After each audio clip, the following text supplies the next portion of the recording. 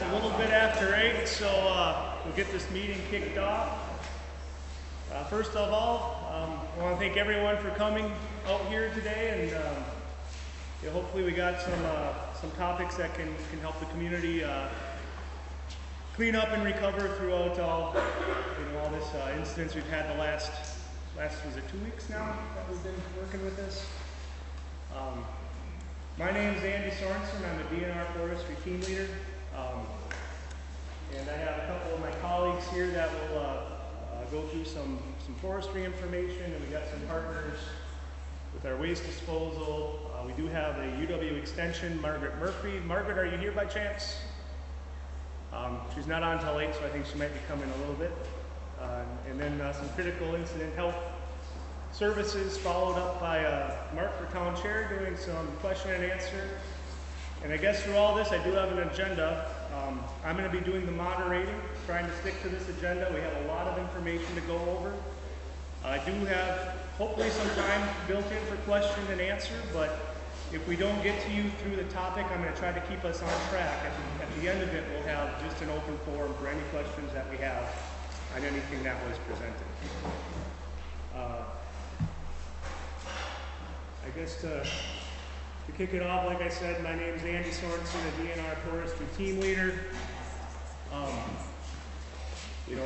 DNR came to help with the volunteer cleanup, and I just wanted to kind of share, it's not like we're all under a rock in Madison, the light goes off and we come up here. We're residents of the community. I got the Chippewa County forestry staff here. I work out of Augusta, and it's a little bit of my background. If I say Chautauqua 2017, that might resonate a little bit. That's my family's home place right there. About 2 weeks before the storm hit, right after the volunteers came through, helped clean it up. Went through the logging, which we're going to talk about today, and so to a degree, I kind of can understand and resonate with what this community is going through. So anyway, with that,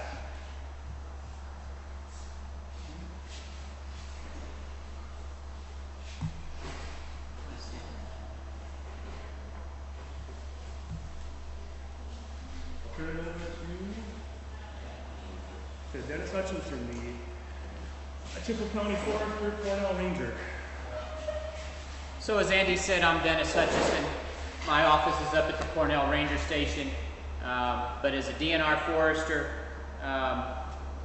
we help private landowners with woodlot management and some other programs there. But I think many of us are probably aware of that picture right there. That's the tornado impact zone. That was originally flown Wednesday morning after the incident happened. North, southeast, southwest, and northeast, that's a little over 5 miles long. At the widest, a little over half a mile wide. That represents about 15,000 acres. I'm sorry, 1,500. So good possibility a lot of us that are here tonight have been in the middle of that or on the outskirts of it.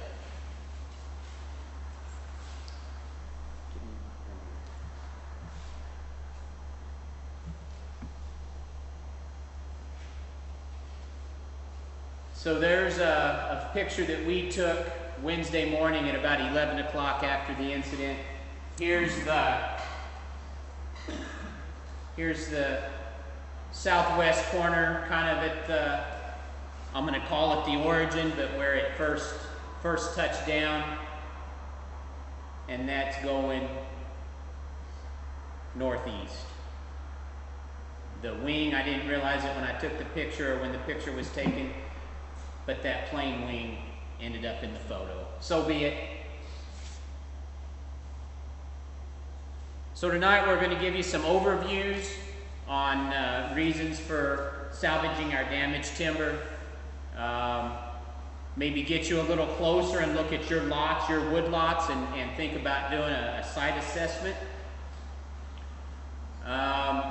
Called it Forestry 101, but just some harvesting techniques and strategies that we might use on our woodlots. And then as foresters, we're used to selling timber. Thinking about a timber sale contract. Want to get some stuff in writing, so what we've got left as lot owners or property owners is protected. Make sure you know what's being cut and what's expected in that timber sale contract.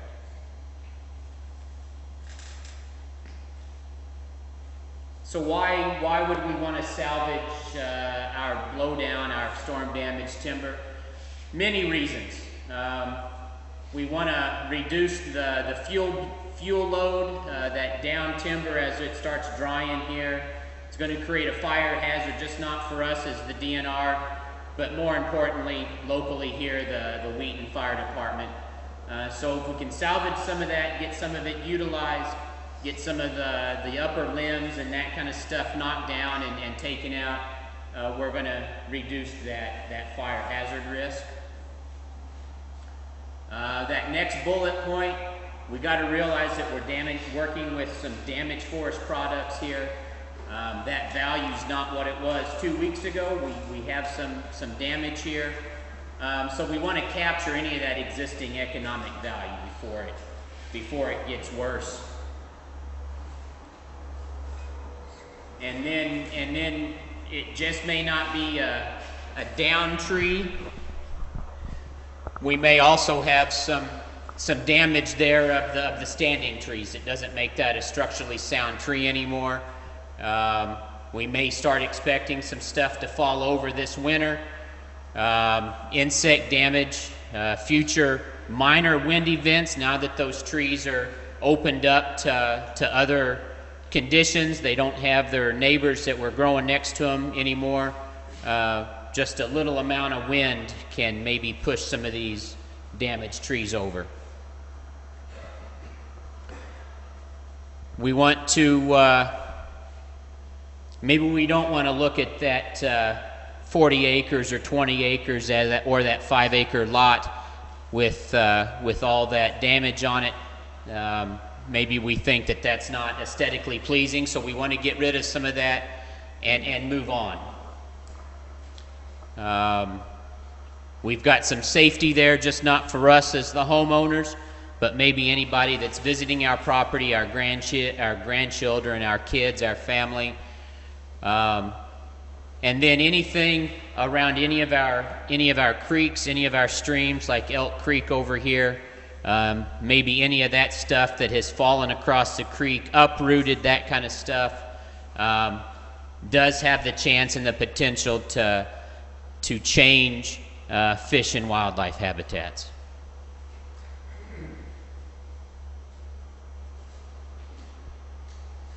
So as we think about going into recovery and timber salvage and cleanup, there's some general time frames and timelines that we need to think about. Probably the number one species that we need to think about here is any of our pine. So any of the red pine, any of the white pine that's left in any of these plantations or that was blown down. Typically we got about a 6-week window to get that stuff cleaned up. Within those 6 weeks, typically if we were in the summer, if this event would have happened any sooner in the year, pine, it blues. It's a fungus that gets into down pine, starts changing the color characteristics. We start losing, if that still had lumber value in it, that blued color isn't a pleasing color to look at on finished furniture and stuff like that. So got about a 6-week window with us going into late fall, I should say going into late summer, early fall here. That may stretch that window out just a little bit, potentially into next spring.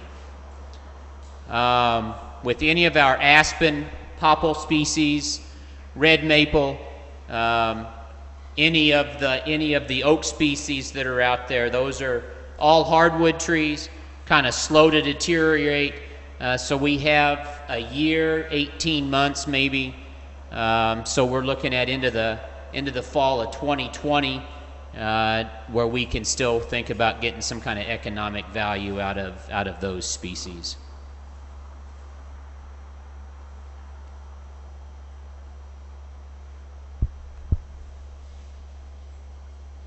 So we've got a damaged woodlot here. We want to think about what's left, what's still in there, what can we accept at this point. So that kind of gets us at this site assessment.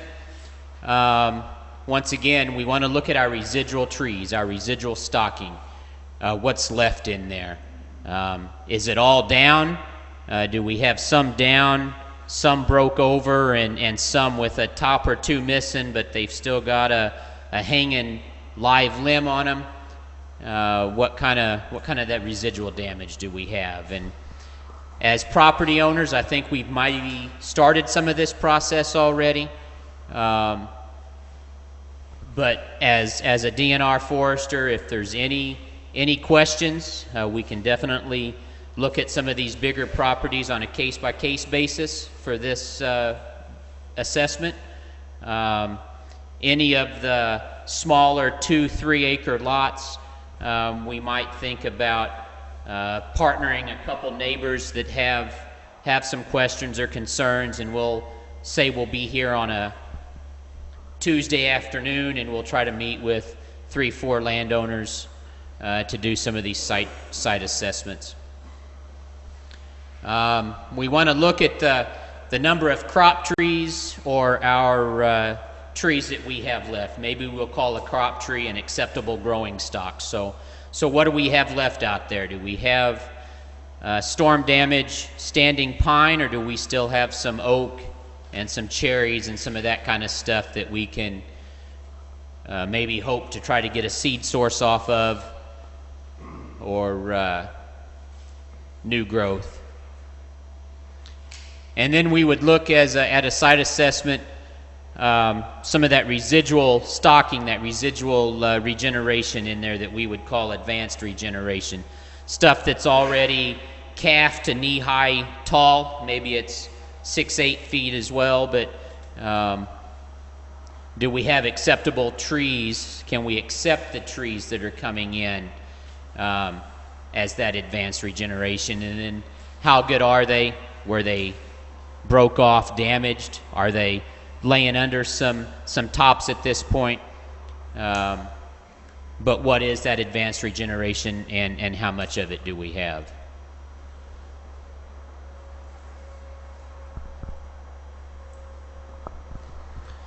So kind of a quick forestry one-on-one. In storm damage cleanup, we have about 3 management strategies that we can use. Are we going to take an area that had some storm damage, created some pretty big canopy gaps? Are we going to work with those canopy gaps and make a woodlot an uneven aged system, an uneven aged woodlot? So we might be able to use some group selection harvests in there. The next one that we typically use is that clear-cut harvest.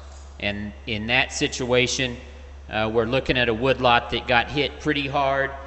We've got no acceptable trees left standing, and we're at maybe ground zero, where we're going to come in and recommend that the landowner take everything off of that and start over. And then that overstory removal practice situation, where all the big trees got broken, damaged, and we've got head high, 6, 8, 10 feet high advanced regeneration in there, where we're going to let that regeneration be our new forest, and we're going to come in and suggest that all the damaged stuff gets taken out.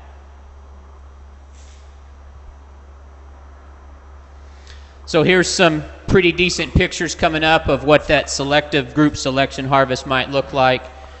So in the middle of this picture, we had some storm damaged trees that were salvaged, worked with this landowner, and made some made some canopy gaps in there where those storm damaged trees were at. Maybe we did a couple tree removals between a canopy gap. But this woodlot, we had something that we could at least work with. That assessment showed us that we still had some pretty decent acceptable growing stock left, and we just came in and took care of the damaged trees. Here's where we're calling it clear cut harvesting. We had nothing left.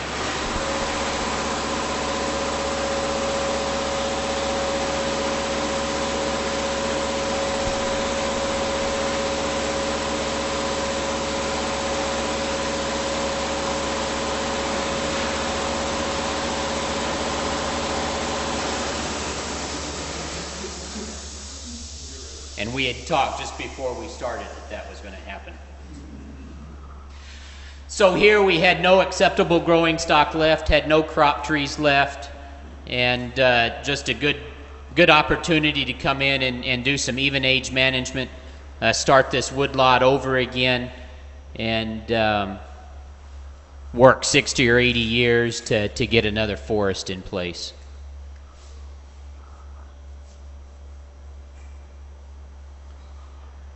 In this situation, we're calling it a clear cut with reserve, so we had a lot of damage, but we had some decent scattered oaks, maybe an ash or two in here that we could leave as good residual crop trees and future trees, but we took everything else. So we basically started over, but we had some things in there that we could accept. Maybe they were damaged just a little bit, but we could accept them for what they were, and we'll promote those to our future forest.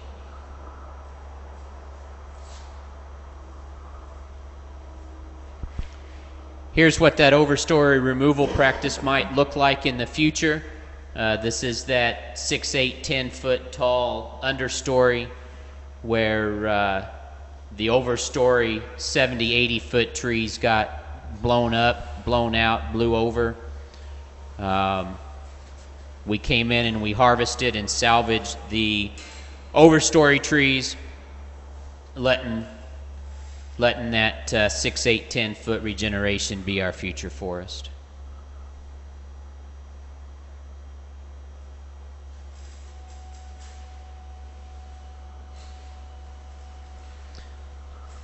So earlier I suggested that we have a timber sale contract, kind of that's our security blanket, defines the products that are going to get removed, guides a logging operator for after they're done how they're going to leave our skid routes, our skid roads, and our game openings or landings.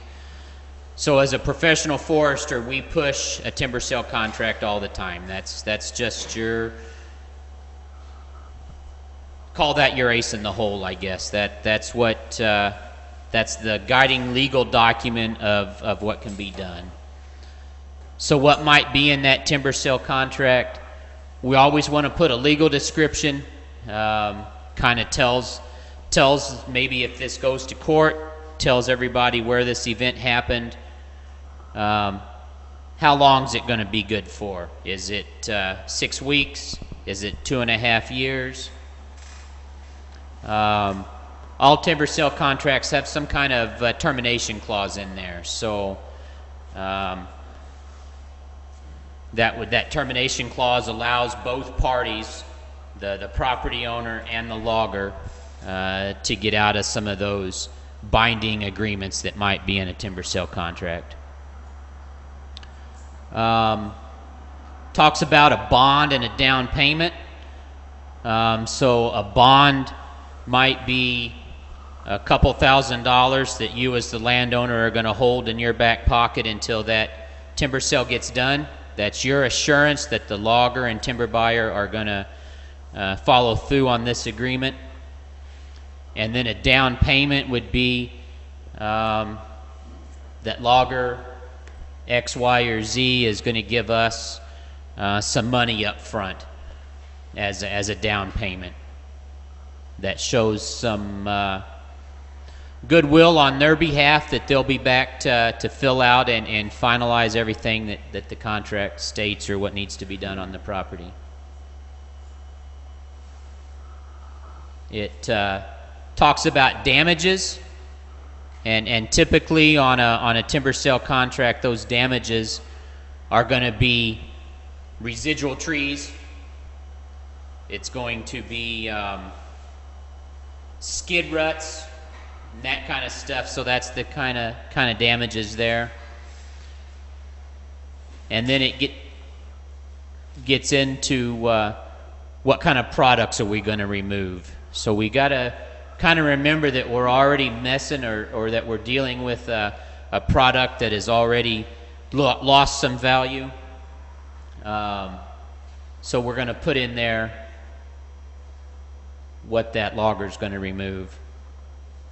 And then how are we as property owners going to get paid? Do we want to get paid up front in one big lump sum payment? Or do we want to work some kind of scaled product out where stuff's getting stacked along the field edge or the road edge?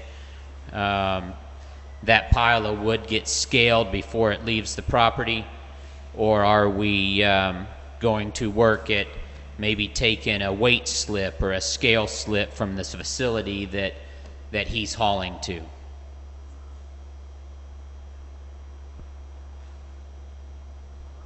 That's getting at that mill scale or site scale payment. And then how much are we going to get paid for what that logger or trucker's removing?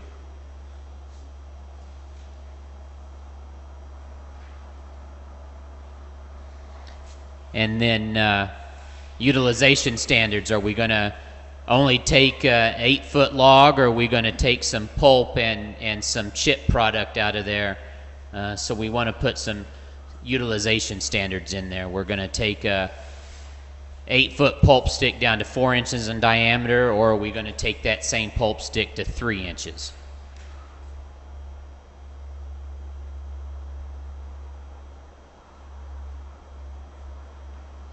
How do we want our roads and landings left?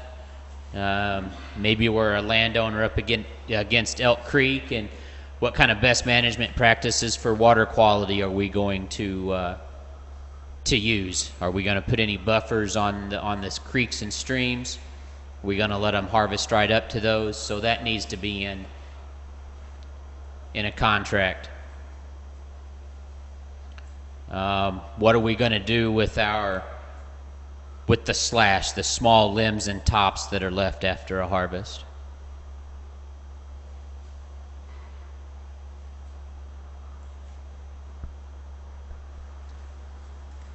I mentioned earlier on time periods that timeline slide mentioned oak and oak wilt. So do we want somebody in on our stand or our property that's heavy to oak April to August?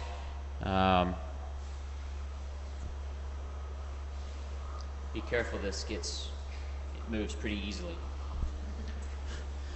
So we're going to put any harvesting restrictions on there? Do we only want them in there in the middle of winter when it's cold and frozen?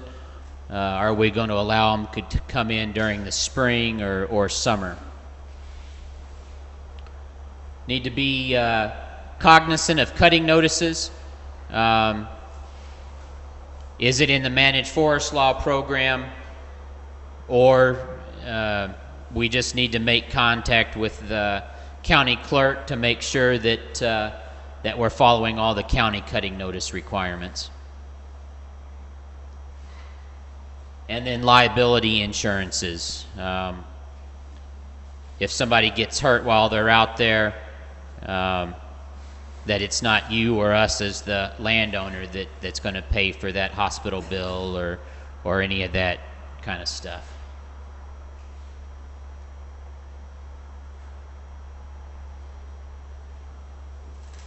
Are we going to allow any subcontractors to work under the guy that you signed your contract with? And then everybody that's involved has a spot for their signatures. So this contract that I just went over is going to be pretty detailed. That's about a 9-page state document anytime that I sell timber. But here in Wheaton Township, for what we've got, for what we're going through, we might see an abbreviated contract, something that's maybe not near as in depth, but we need to make sure that there's just enough. We need to make sure that the information is there to cover yourselves as the landowners.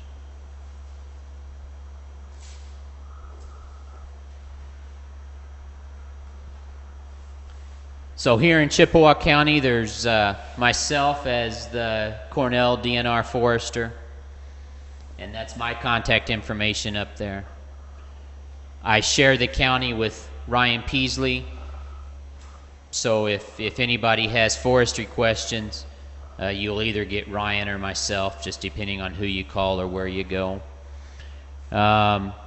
Depending on the workload, I do have a counterpart over in Menominee, Rob Strand, so he could get involved if needed. And then our team leader, Andy Sorensen, is potentially going to be around if we need him as well.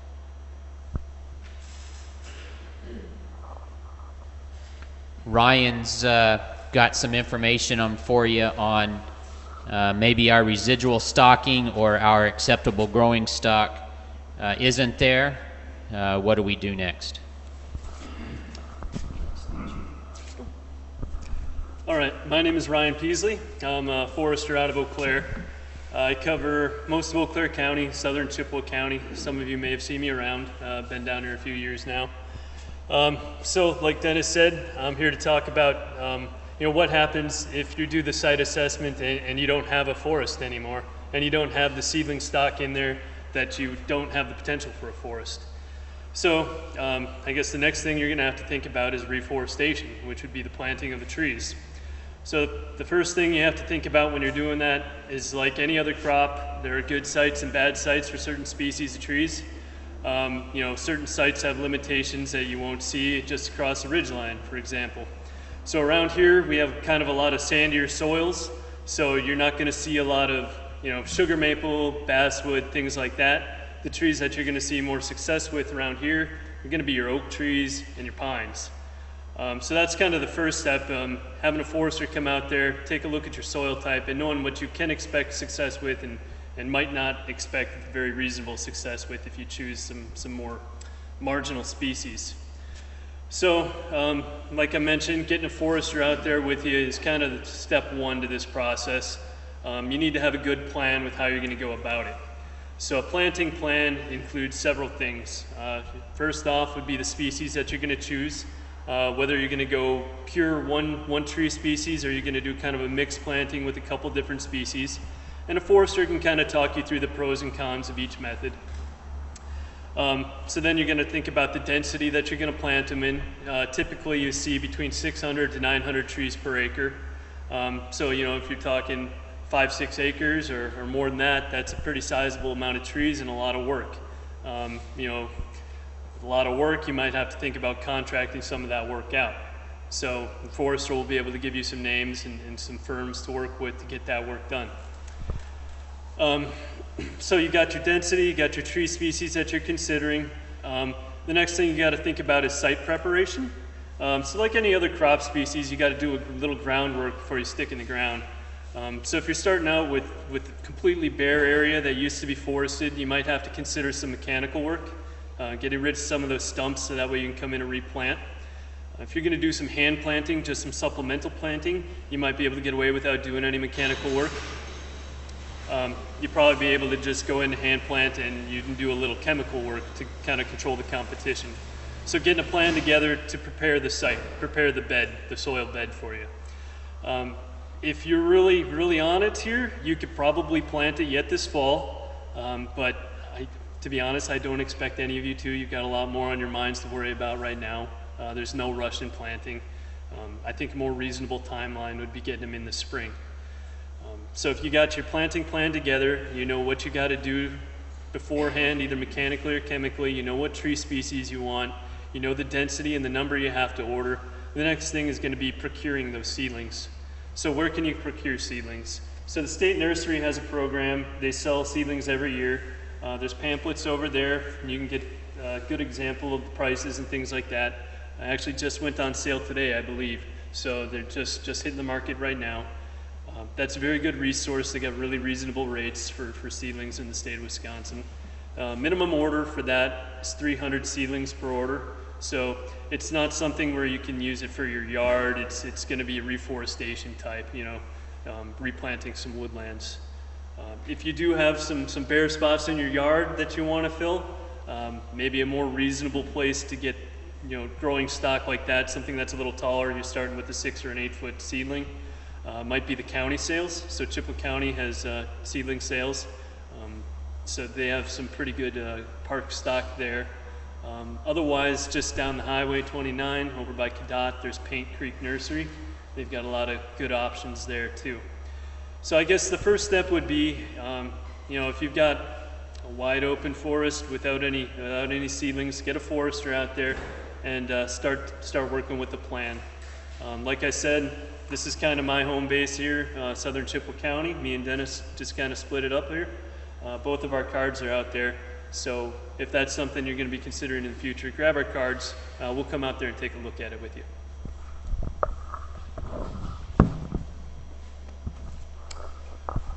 Thanks, Ryan.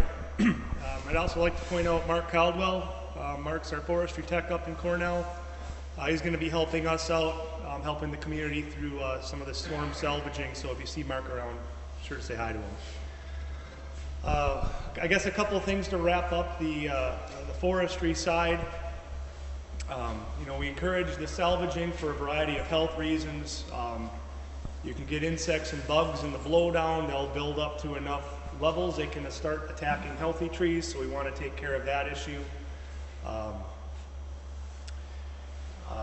We mentioned doing site assessments. Now normally our department has a standard that we work with landowners with 10 acres or more.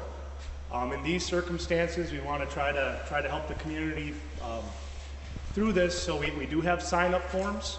So even if you're smaller, a 1 acre, 2 acre, 3 acre lot owner, if you'd like to have us walk through and give you some recommendations, we're going to try to compile them. So we're here one day and we can do a bunch of lots, but we'll be able to give you a kind of a quick assessment of, you know, what you have, what we'd recommend, whether it be essentially cutting just the damaged trees, or the stand is so damaged that we need to cut all of them. And then if replanting might be recommended, we could have that too. So if you are interested, the forms are up there, and if you could give them to Mark by the end of the night, we can compile and move on from there. We also have a list of logging contractors that are working in Chippewa County, so if you are interested in working directly with a logger, they're listed there. We do recommend for larger timber sales you work with a cooperating forester. These are private foresters that agree to work by state DNR standards. We have a listing of those private foresters on the table as well. And I guess also just coming from the experience, it's challenging with this storm damage. If you have 40 acres of woodlot that's damaged, depending on the degree, but you're looking at maybe half to a quarter of what that was worth standing up, just because of the product loss and quality loss. Another challenge too is as your acreage gets smaller, it's hard for that to be a commercial operation. So a lot of these timber sale contracts and a lot of what we're talking about is geared towards 20 acre, 40 acre woodland owners doing commercial forestry on their properties. When we go down to 2 acres, it's hard for us to say if this is commercial or if it's not commercial. The best recommendation I can give is, if you're in doubt, contact a couple people on the list. It's just like getting a quote for anything else. Call up a few people, they give you the same answer. That's probably what that market is, whether it's worth something up here or something a little bit lower. Also, part of this working as a community, we want to help out and do these assessments. Again, these assessments are free of charge. They're just recommendations. You're not held to anything we say. You can, you're free to do with your property as you wish. But really, to facilitate a 2-acre harvest, we need to work together, pull together as a community, so that as a logger moves from one property, he can just kind of continue on down, because every time they move, they're not producing timber, they're not producing income, and it makes it harder for them to be commercial about that. So,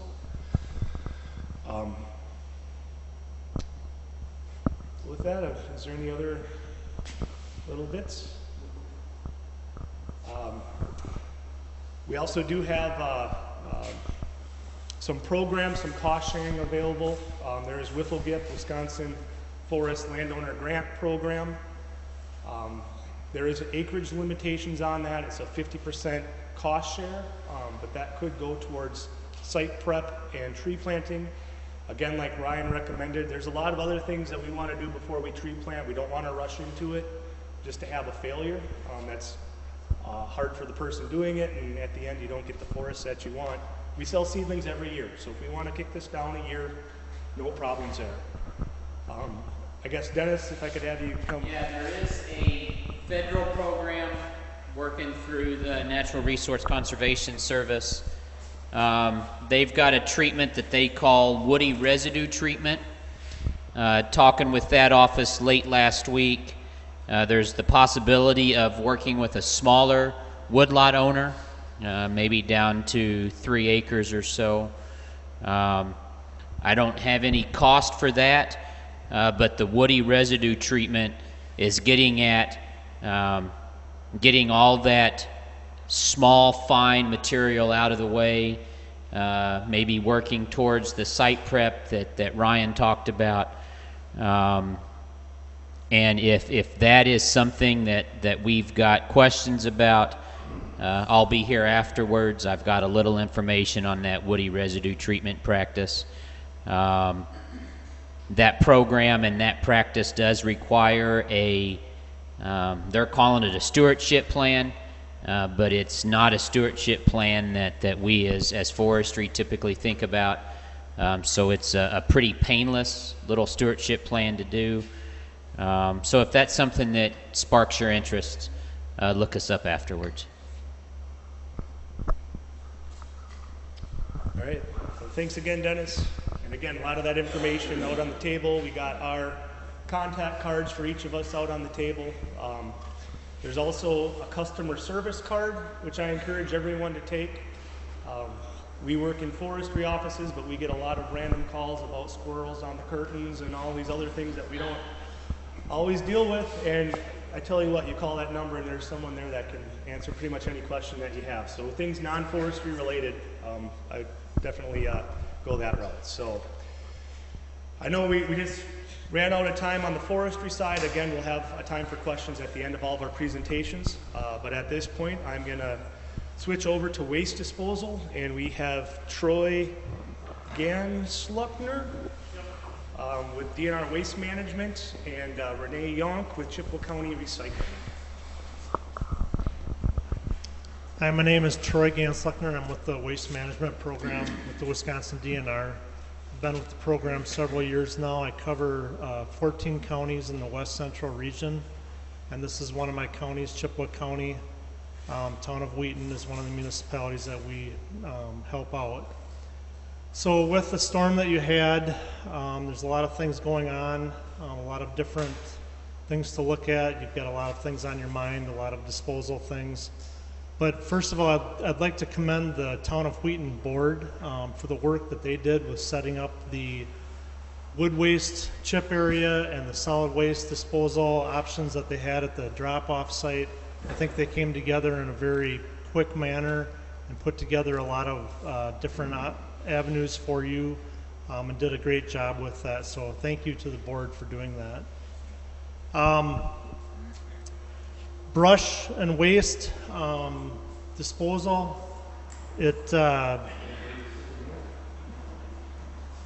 I'm sorry. So with the waste that you have construction and demolition waste, you have municipal solid waste. There's two different waste streams. Most of your waste right now is going to the 7 Mile Creek landfill in Eau Claire. That's going as a commingled waste right now. You can separate your construction demolition waste. That's going to save you some money. If you keep your construction demolition material separate from your regular household solid waste, you can ship that to a different landfill. There is a landfill in Menominee called Enviro Services of Wisconsin, ESW, and they are a construction demolition landfill only. So they can't take your household garbage, but they can take the construction demolition debris from your disaster area, your residential units, housing, shed materials, building materials, those types of things they can take. Metal, scrap metal, you're going to want to keep that separate, keep it out of the landfill. We don't want it to go in the landfill. There's no reason for it. The town has a drop-off with a metal drop-off area. I believe that's still open. They're doing a great job with keeping that separate. So keep that separate. There's no reason to pay to have that disposed of. You can scrap it out, and the town, you know, or you can gain a little bit of value by selling that scrap metal. Not much, but some. The dumpsters, when you're loading a dumpster, make sure you load it as full as you can get it. You want to leave any voids or air spaces out of it, so compact it as best you can. The solid waste transporters are used to people doing this, so if you have a means of packing the material into the dumpster without wrecking the dumpster, I recommend to do that and compact that waste in there as best you can. You're going to pay for that roll-off or dumpster no matter what. So try and get as much in there as you can as you're contracting with haulers to set up dumpsters for your disposal area. Another thing, you're going to want to try and call 3 haulers if you can. Call 3 transporters. We have several guidance documents over on the table, but there is a list of transporters, and they're all licensed by the state of Wisconsin DNR. I would recommend giving 3 of them a call when you call to find out prices on getting prices for a dumpster when you call. Prices can vary a lot, especially with the large haulers. Some of the smaller haulers seem to have better pricing sometimes. Just depends on who's in your area and what type of service they can provide for you.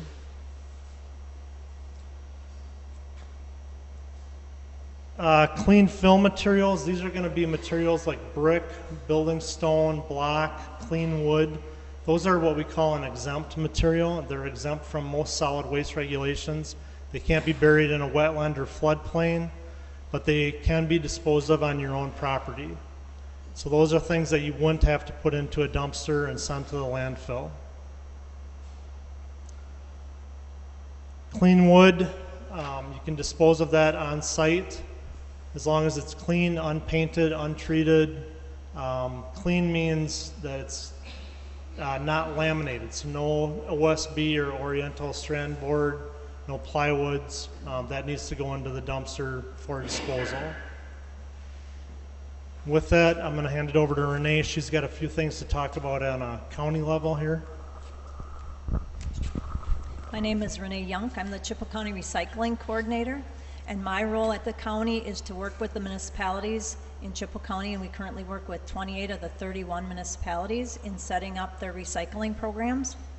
Another role is I set up the tires, waste, hazardous waste collections, and appliance and electronics events. Some of you may have visited the Northern Wisconsin State Fairgrounds in the past.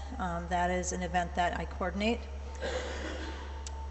Working with the municipalities in their recycling centers. Fortunately, the town of Wheaton has an expanded recycling center. Some may only accept your cardboard, tin, aluminum, and glass. But in the town of Wheaton, they accept scrap metal, demolition materials, tires, appliances, furniture, and garbage on a weekly basis. Now, granted, with the tornado, larger scale, they had to expand that and brought in dumpsters, and we're open probably every day in the past couple weeks.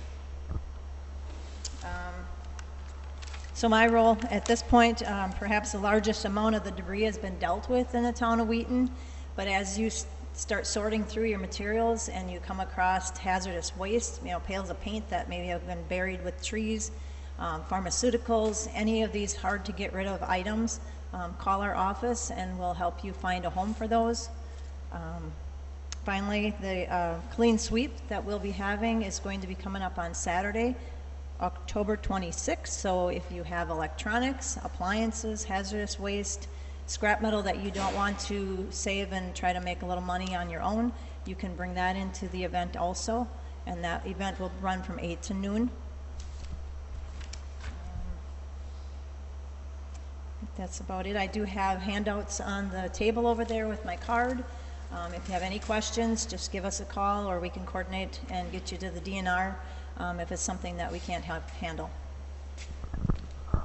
One thing I forgot to mention was there is a link on the town's website that links us directly to your the DNR's website. If you go into the DNR's website and you just type in storms, a web page will come up specific to this storm. There's a memo that was written the week of the storm and directly explains different disposal options, different ways to dispose of different materials and to manage them. So I encourage you, if you have access to a computer, to get on that website, take a look at what we have. We also have several guidance documents on the table. And like Renee said, feel free to give us a call.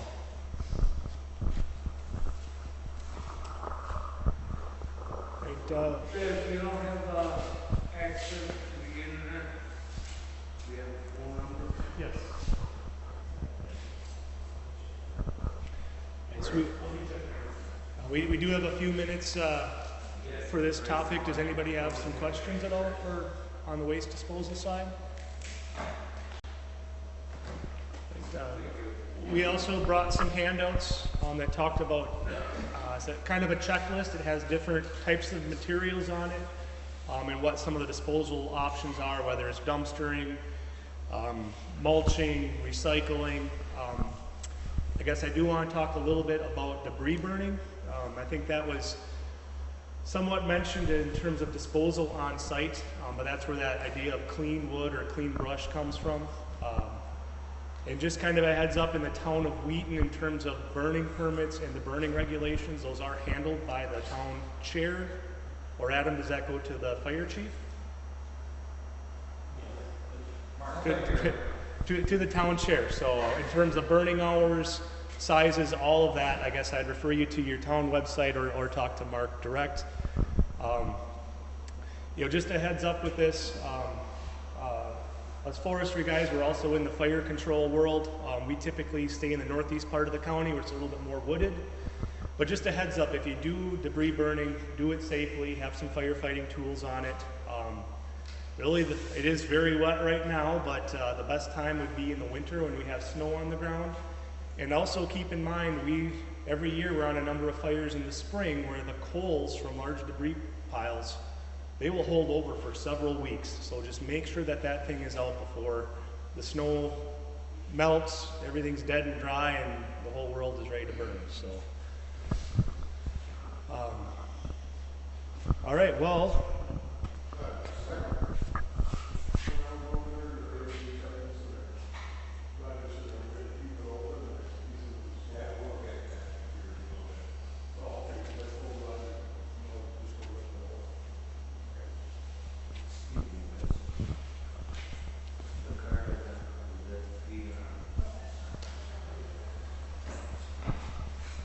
All right, well, we'll move on to the next topic. We have Margaret Murphy with UW Extension, Horticulture Program Manager.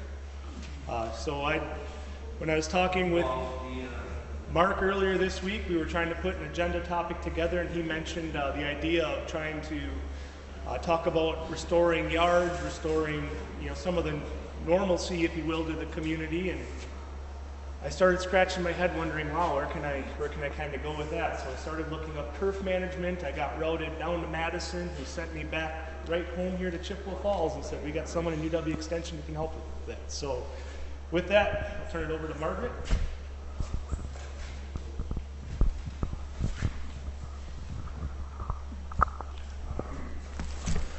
Good evening. Thank you for inviting me out. As mentioned, my name's Margaret Murphy. I'm a horticulture program coordinator, and I serve 4 counties, Chippewa, Dunn, Eau Claire, and Polk counties. And I'm going to just briefly talk tonight a little bit about erosion control in your yard. If you lost areas of your yard that you're afraid might be subject to some erosion over the winter months. A few things, and I don't know if you have questions or want to give me some background on what you're thinking about with your landscape as far as what issues you're having, please just let me know. But when you have a big storm come through, it often does produce not only wind, but heavy rains can come through and take out parts of your landscape. So the first thing, of course, you want to preserve what existing vegetation you have, trees, grass, and so forth.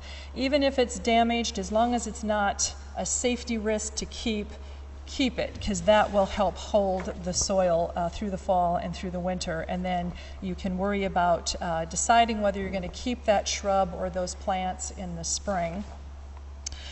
And you want to revegetate as soon as you can. Now, unfortunately, at this time of year, we've gotten too late to really seed in turf grass.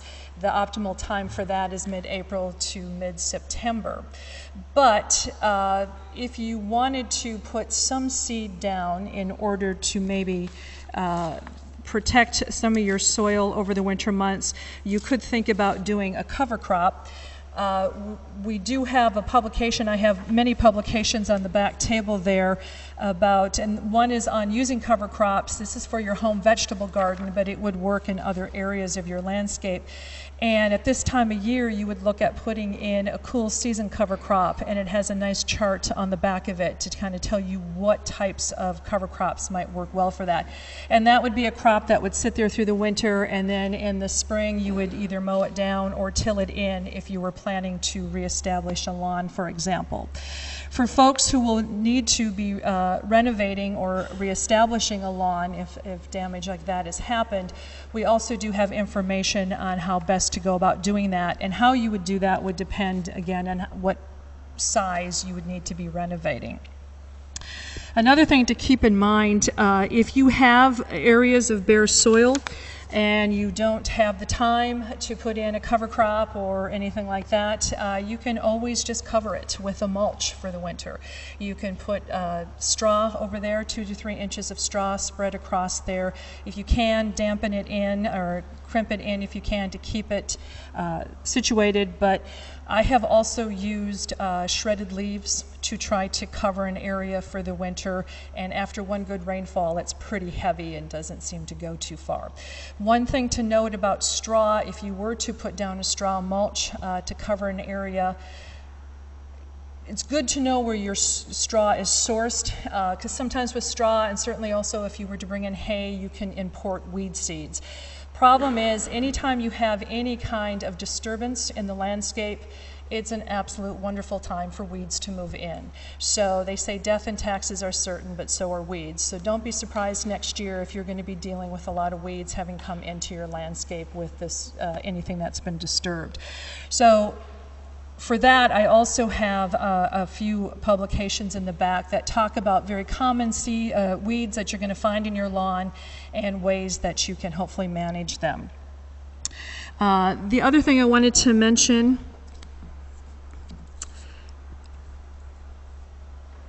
is that if you need to replant in your landscape,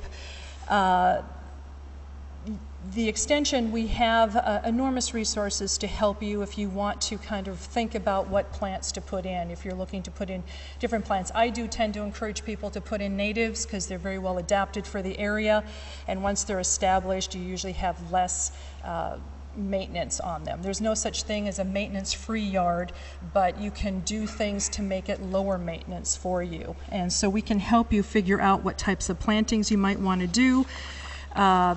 We can also The other thing to look at in a landscape that has been ravaged by a tornado is, of course, you're looking at damage to your perennials, your shrubs, and your trees. And I do have some publications back there specifically on storm damage, how to manage trees that have been storm damaged, and then also some information on how to prune. And again, if you have a really large mature tree that is damaged and is going to need some pruning, or you're not sure whether it should just be removed, we always do recommend that you consult with a certified arborist. There is a link, let's see if I can find that here. It's through the International Society of Arboriculture. They have a link that they support that you can go to in order to find an arborist, a certified arborist in your area to come out and do any assessments on your trees to see if there's something that maybe should be removed in time. That's www.treesaregood.org. And you can search with your zip code to find certified arborists in your area. So if you do need to do some pruning, again, if it's a large mature tree, we do recommend that you get a tree service in to do that kind of pruning. But again, we also have information out there on how to do safe pruning cuts on large limbs that can be very dangerous to take out sometimes. And we also have information on shrubs. If you have shrubs that have been damaged and need pruning, oftentimes, depending on the type of shrub it is, will depend on what type of prune cut you do. But that again is something you can probably just let stuff sit for the fall and through the winter if it's not a risk, a safety risk to have in your yard. And then we can assess it better in the spring to see if the tree, the shrub, or the plants are doing better.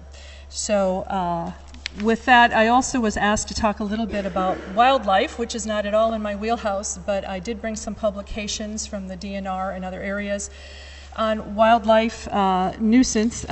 Usually, it's not uncommon when you have a big storm come through to start noticing more wildlife activity in your backyard or around your area.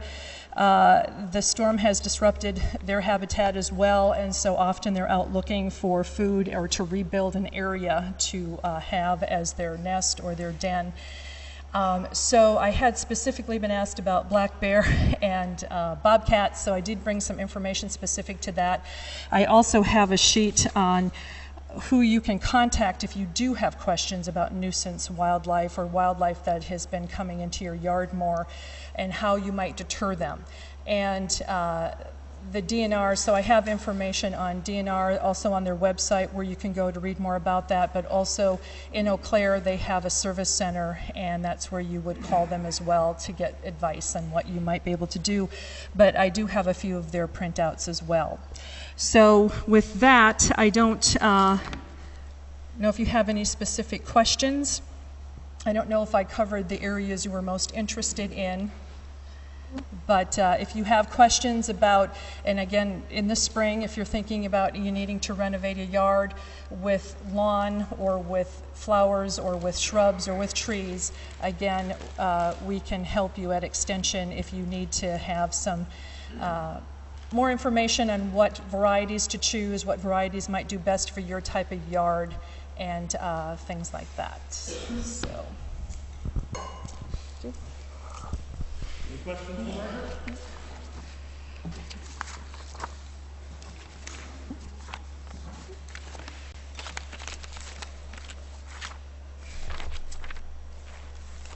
Well, thank you. Well, thanks, Margaret. All right, I guess we'll keep moving through the agenda here. Next topic we have is Critical Incident Health Services. We have Robert Goodland with Northwest Wisconsin Healthcare Coalition, Angela Wheaton, Chippewa County Department of Public Health, and Kristen Kelm with Community Health, a Community Health Nurse Manager with Chippewa County. Kind of a topic that's close to me. I shared some photos of my previous experience, and you know what we're going to talk about here is real. I had some family members who, months after our experience, had panic attacks and anxiety. We were able to find help and things got better, but just know that family members, neighbors, everyone copes a little bit differently. So here's some folks that can talk about that. Thank you. My name's Angie Weideman. I'm the Chippewa County Public Health Director, and as was shared, we're going to talk a little bit about wellness and a little bit about reactions that can happen after tornadoes. We spent a lot of time talking about the environment. Sometimes the environment actually heals faster than the actual person. So our brains are based on the experiences that we encounter, and we're going to talk a little bit about some of the things that you've encountered and what you can do if you are feeling at all stressed out or needing any kind of support or resources. So Kristen's going to kick us off first to talk a little bit about wellness.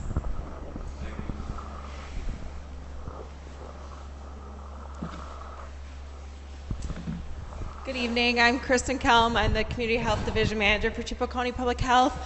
So I am a public health nurse that oversees the other public health nurses that work for the department. So for wellness, like Angie said, we talked a lot about the environment wellness, but focusing on ourselves for a little bit. Basic needs are very important. The first couple days, your basic needs were met right here. But now that this is starting to wind down and the fire department's not having the food and the resources like they were them first couple weeks, it's now fending for ourselves again like we normally are. So your food, your water, sleep.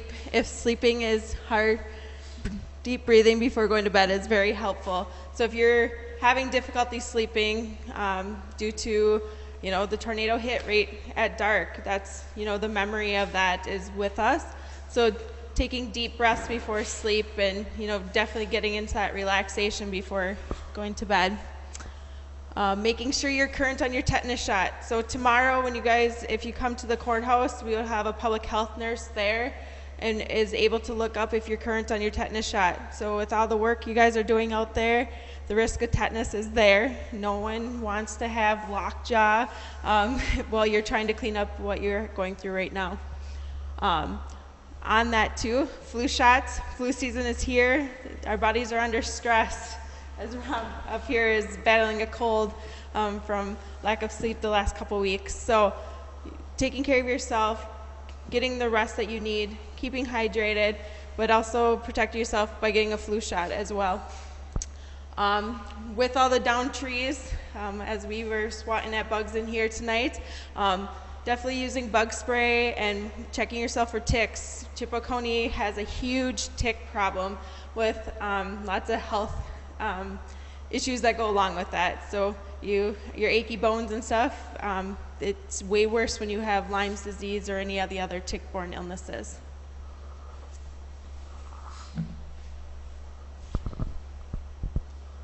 So I'm gonna hand it to Angie.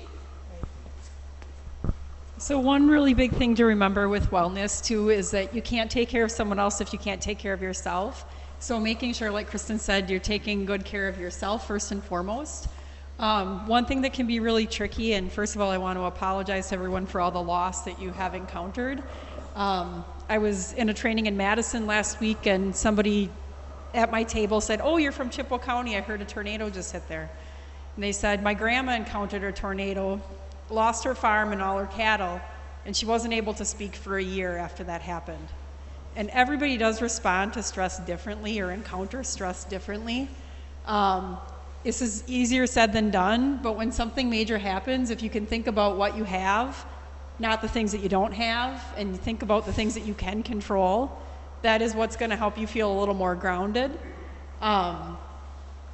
What are some things that get in the way of wellness? Or what are some things that are making it difficult to stay well? Anybody? Sleep, absolutely. So it can be hard when you're trying to clean up and you're worried about everything that's going on. It's hard to fall asleep. It might be hard to stay asleep.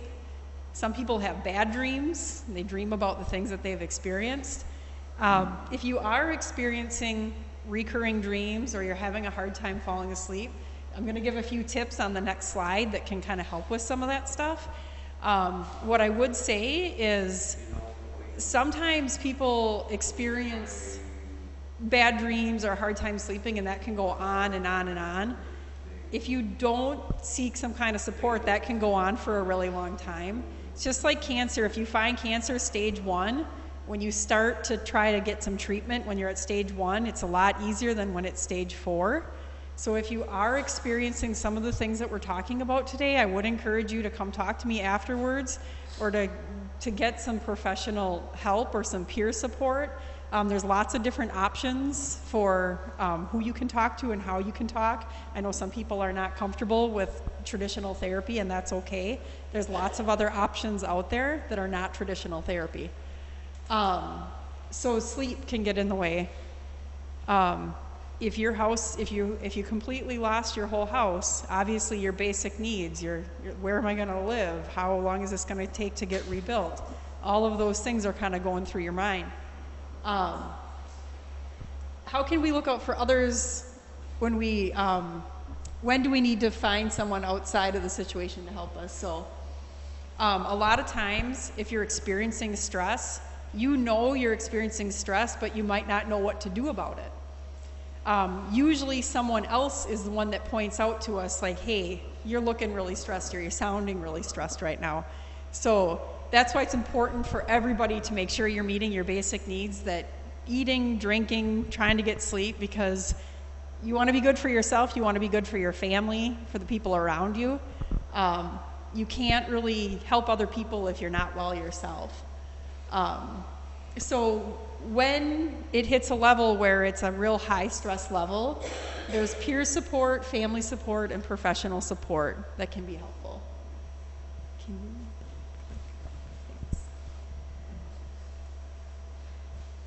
So stress management. Stress impacts everybody differently. Just by a show of hands, how many people in here have been in a car accident before? Okay, raise them high. High. Thank you. How many of you that were in a car accident felt afraid to drive after that car accident, by a show of hands? How many of you after the car accident didn't feel kind of afraid to drive after the car accident? Okay, so as you could see if you were looking around the room, some people that were in a car accident kind of felt afraid to drive afterwards, and some people didn't. What factors determine if you're going to feel afraid to drive after you have a car accident or not? Any ideas? Could be the severity of the accident. Could be if you were physically hurt or not. Could be if you were already stressed out about a lot of other things when that happened. So everybody in this room had things going on in their life before this tornado hit. If you had a lot of stress before it happened, your stress response to the incident might be higher than somebody else's. So there's a ton of factors that are going to play into the stress level that you feel. What are some common signs of stress? First of all, I want to point out that there are people who are internalizers and there are people who are externalizers. So if you are an internalizer, it means you hold a lot of stuff in. You might be experiencing headaches or stomach aches. You might not be talking a lot about what happened. If you're an externalizer, you might be talking a lot about what you're experiencing or what's happening. And different people react differently. You might have within a household, if you have 5 people in your house, some of the people might be internalizers and some of the people might be externalizers. Sometimes people fight about that even. Hey, quit talking about that. I don't want to hear that, because I'm maybe somebody that doesn't talk, and somebody talking is irritating me. So sometimes even within your family units, it can be tricky because different people react differently to the same circumstance that happened. What you might notice with stress: might have a hard time breathing, tense muscles, that headaches and stomach aches. You might be irritable or angry, have a hard time sleeping, or on the opposite side, some people oversleep when they're stressed. So some people don't eat and they don't sleep. Other people overeat and they oversleep. You might feel really tired and like you want to sleep all the time. Nightmares or bad dreams, racing thoughts or feelings, like a constant thought that's hard to get out of your mind, or a constant bad feeling that's hard to get out of your body. Also, a big thing is changing in bathroom behaviors. I know that sounds like a weird one. We're getting real comfy with each other here now. But a change in bathroom behavior you'll often see when you are stressed out. You're going to the bathroom more often or you're going less often. Something I want to add to that one, the hard time breathing, chest pain, sweating, all of those things may not just be stress. They could be stress induced, but don't be afraid to reach out for help. You could be having a medical emergency, so don't just discount anything that you're saying, I think this just might be stress due to, what's happened in your life. Don't discount that you might actually be having a medical emergency, and call 911 if you feel like it's something, or could be something more, or if it's somebody like me that's Norwegian and may not reach out for help. If you see somebody that's having difficulty, reach out for help for them, because some of us won't. Thank you for sharing that. That's absolutely true. Burn on holidays. You're responsible for fires that you set. So if it gets away, you're responsible for if there's any damage. It's always been that way. It's going to stay that way. You cannot burn. You can only burn legal materials, which are dry wood, clean wood, and clean paper. You can burn that. Paper's a lousy thing to burn usually because it flies all over, but those are the things you can burn. You cannot burn plywood, chipboard, anything with glues, paints. There's a whole list. The DNR has it on the Wisconsin DNR website, what is allowed and what isn't allowed, but you can burn. I recommend that you have 50 feet around the pile in all directions that is not burnable materials. Keep the piles small. It's way easier to pile it up in a big pile and then burn it on a smaller one. It burns a lot faster, a lot cleaner. It's a lot less work. I've tried them big piles with tractors, stacked with tractors. Then I worked twice as hard to make them small piles so I could actually burn them. So it works way better to do it that way. The fire department, if you have something that is just that you need to have, that's got to be burnt, let the fire department, somebody on the fire department know. We may be able to work something out where we can get some equipment out there. I mean, that's what we do. And we don't mind running the equipment, but we'll have to take a look at that. So at what day and what the weather is like. Don't burn if the wind is going to be over about 10 miles an hour, don't burn. I mean, take a look at what the weather forecasts are. Anything over 10 miles an hour is where the flags are starting to stand up to actually flip out. That's going to be a little bit too fast to burn, so just avoid that so we don't have any kind of problems. Wood chips, we're going to discuss from a board standpoint what's going to happen to all these wood chips. So anybody that are wanting them, the town board meeting is tomorrow night, 7 o'clock at Town Hall. You're welcome to show up to that. I'm not going to be there. I'll be there via computer, I hope, but I have to be gone for a little bit. So that'll be, but we'll go through what.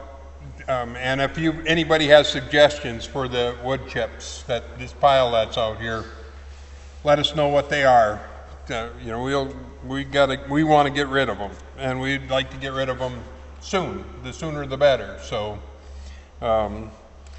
let's see, and then we've got so the personal property claims. That's another thing we're going to have to discuss. We'll set up a time frame where people can get in, but somebody's going to have to be here to manage that. So I think we're going to have to do that like on a weekend, or maybe a weekend and a Monday night or something like that. So we'll try to get that set up here within the next few days and get that put on the website and link it to the Facebook page that Bobby has been running about the cleanup.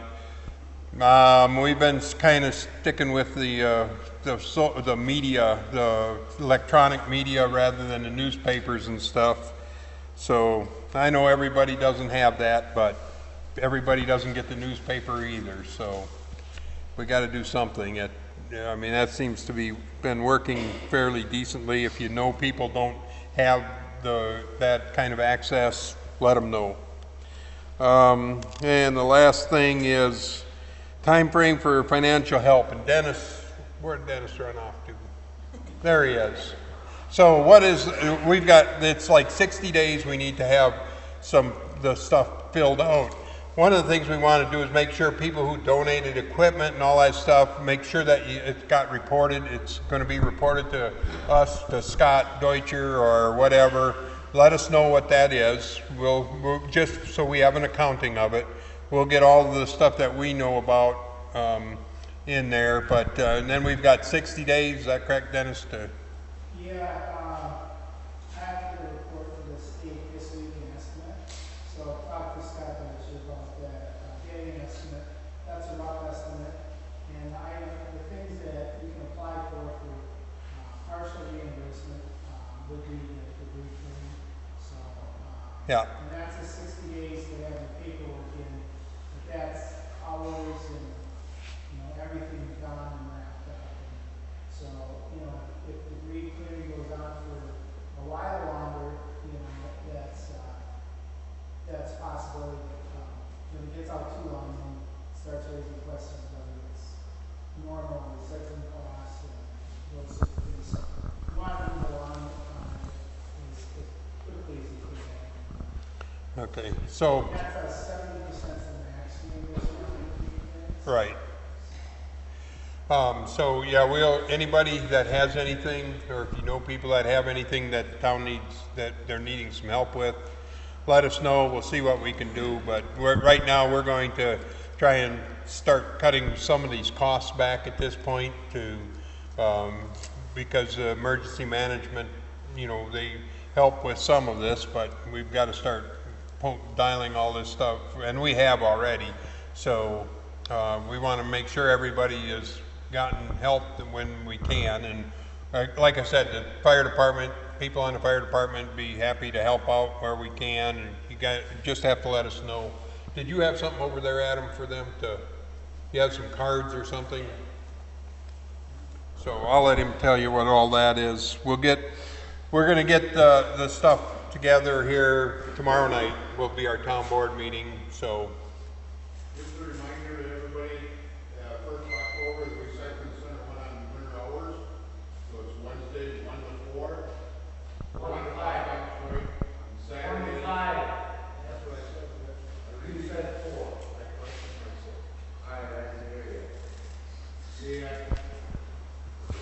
And Saturdays, it's 8 until 3. Metal is free. Bring in the metal, the steel, and that. They got a pile there, that's free. You would let them.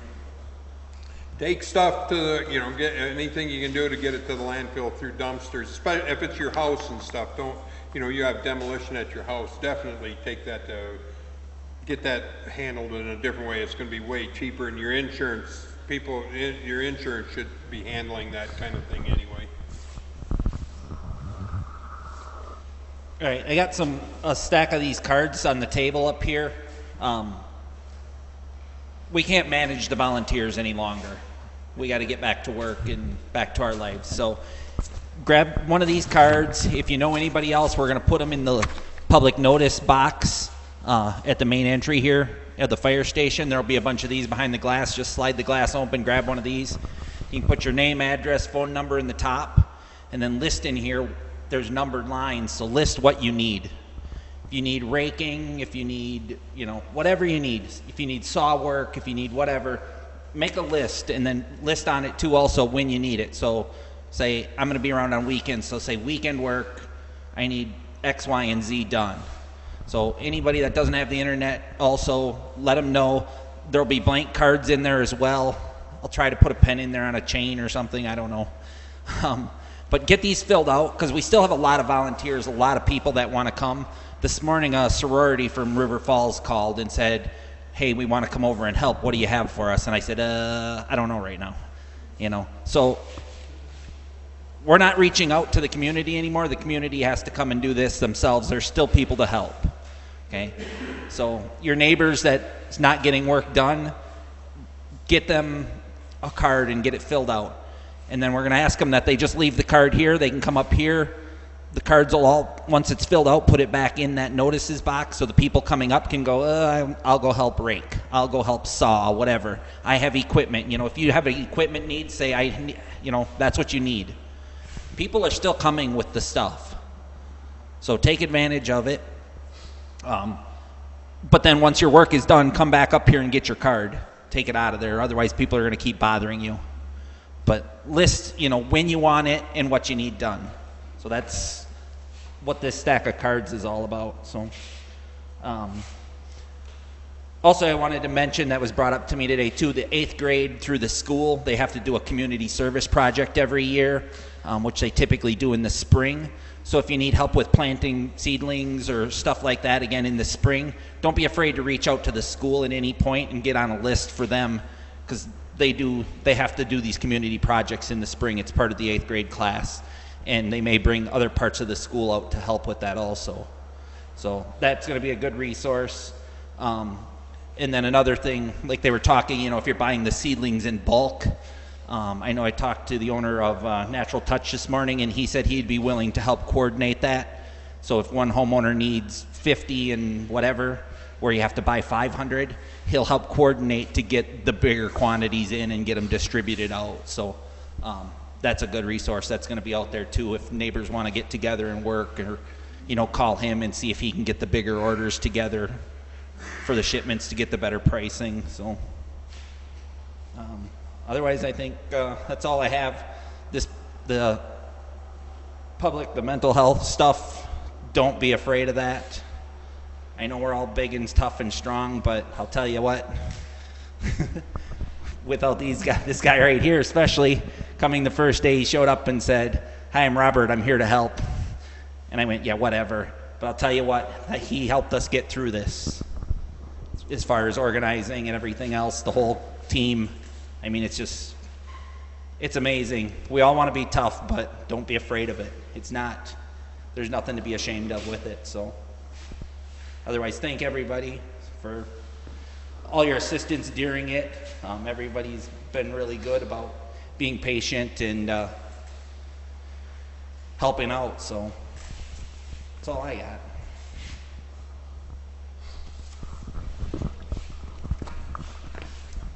Thanks, Adam. You guys have an awesome fire department here, really good town board to work. On this next slide is where we're going to talk a little bit more about the body and how we manage our stress. So how do you manage different people in the same house responding differently to the same stressor? So that's kind of the example I was giving before, where like you might have someone in the house or someone where you're staying talking about the tornado, talking about what happened. Well, somebody else is like, I don't want to talk about it. I don't want to hear about it. So how do you manage that? Well, one thing I would suggest is if you have somebody that's very external and somebody that's very internal, that external person might need to go and talk to somebody else in the family about it. We are also passing out right now, it looks like a gingerbread man, but it's just a picture of a body. I want everybody here to know where in their body they feel stress and to share that with the people that care about them. Because oftentimes you are not going to be the one that's going to notice or recognize that you're having a high stress response. People sometimes have panic attacks, sometimes have heart attacks, sometimes have strokes after situations like this because they're having a reaction in their body, but they're not aware what it is. So I would ask you to just take a pen and circle on the outline of the person where it is in your body you feel it when you're stressed. Now, usually, wherever in your body you felt stress, like this is something that's been going on for years. This isn't specific to a negative event happening. So like for a lot of people, it's their neck or their jaw or their heart beats fast or they get sweaty palms. So I would ask you to think about yourself even for the last 20 years. Like when you get stressed out, where do you notice in your body that you're stressed out? And please share that with the people that love you and that you love if they don't know this about you so that they can be aware and help you out. So that's the body sheet, and then share that with someone that you see often. Now, if you notice that someone that you care about is looking really stressed out, some people are really good at saying, hey, can I see, what's your name? Alice. I might say, hey, Alice, I see your eye twitching. I can see you're kind of stressed, Alice. You know, other people are kind of hesitant. They might notice Alice's eye is twitching, but they don't want to say anything to Alice about it. So how do we have a conversation if someone we love or someone we care about is looking stressed out? Here's a few things you can say. I'm worried about you. Alice, your eye is twitching. I'm worried about you. That's one way. Is there anything that I could do, Alice, to make this a little bit better right now? Or encourage the person to get professional help if things are intense or lasting long. So if it seems like, you know, today Alice has a twitchy eye, but I observe over the next week she doesn't, okay, I might be feeling a little bit better about Alice's eye. So I made that totally up. Her eye is not twitching. Thank you for playing.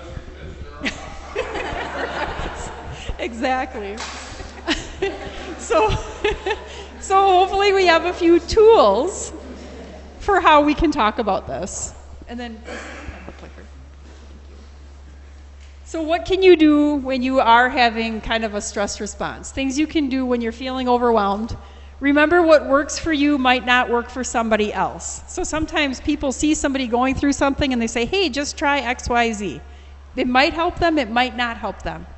Some things you can do. Take a break or get away from the scene. So if you have been working nonstop on your property and you're starting to feel overwhelmed, it might be a good time to try to step away, get away from the scene, spend some time with people you love, friends and family, talk to a family member or friend, exercise, take a walk away from the scene.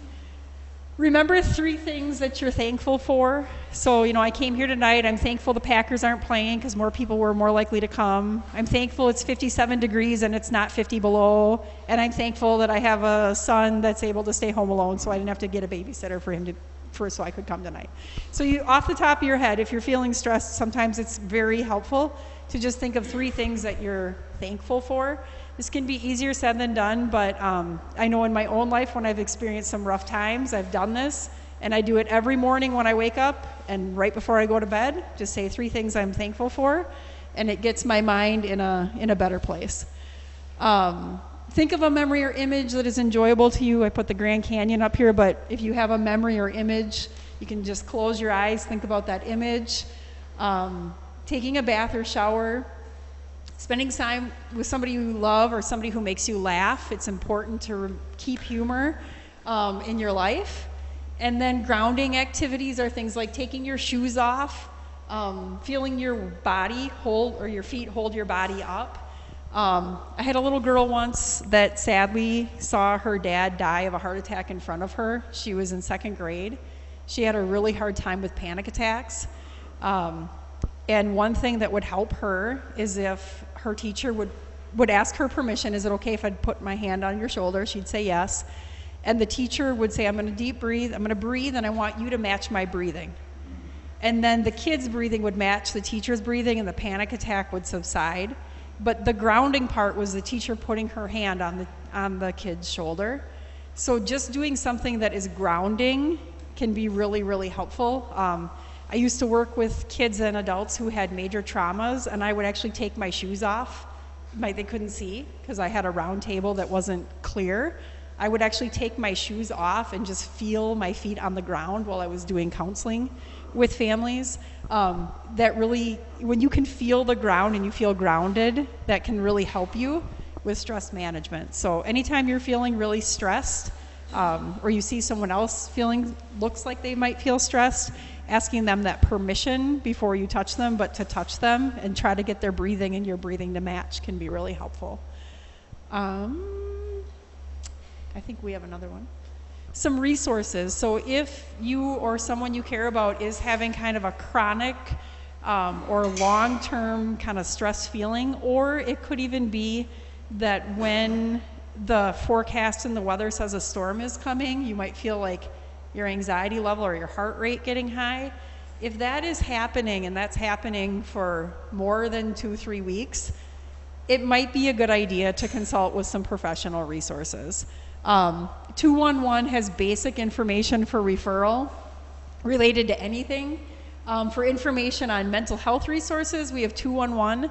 The Healing Place is also, and they're based out of Eau Claire, but it is free, completely free mental health services for anybody who's experienced grief or loss.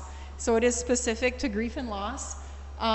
Ellie Phillips Counseling Center, and then for kids, if there's anyone 18 or under that is experiencing any kind of mental health concern, anxiety, panic attack, getting nervous about storms, there's 2 really great therapists who work specifically with kids that can help with that as well. So those are the resources that we have. We will have Jenny Lenbaum, one of our nurses, at the courthouse tomorrow too, sharing the same information with people who are coming in.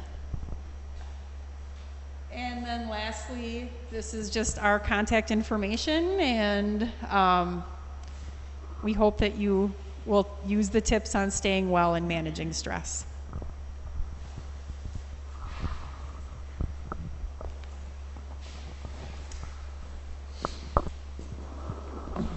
Thank you, Angela. Does anybody have any questions? And again, we'll all be available at the end of the meeting for some one-on-one if you'd like. All right, I'll shift now to the town official question and answer session we have, and Mark Blakowski, your chairman.